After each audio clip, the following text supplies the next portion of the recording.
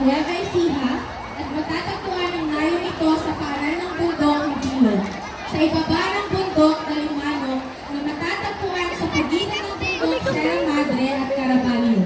Nadiskubre ang lugar na ito noong ika-30 ng Nobyembre, taong 1645 ni Father Juan Alonso de Abarca, isang Agustinian.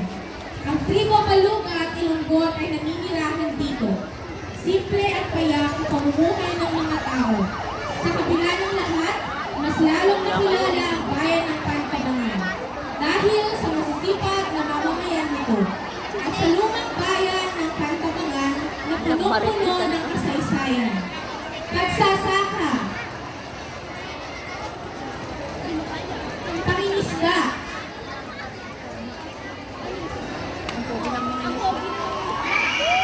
at pangangaso.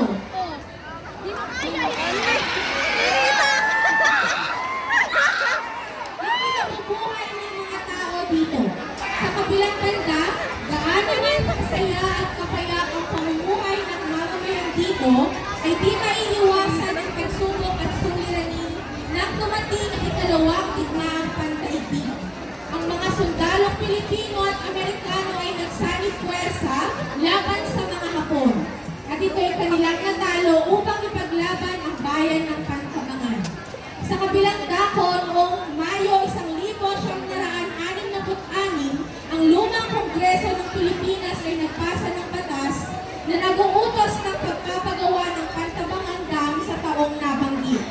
Ngunit marami ang umalma at nagwelga.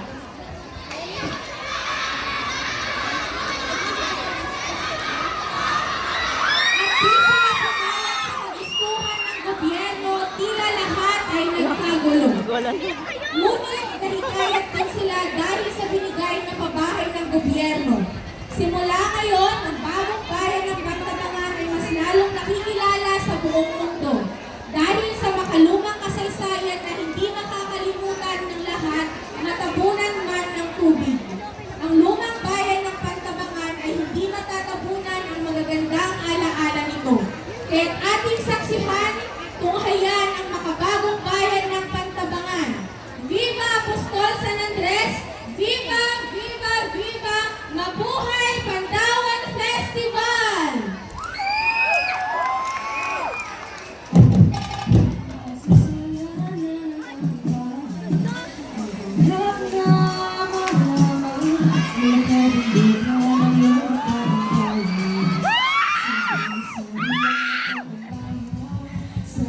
Mga bundok may goodbye.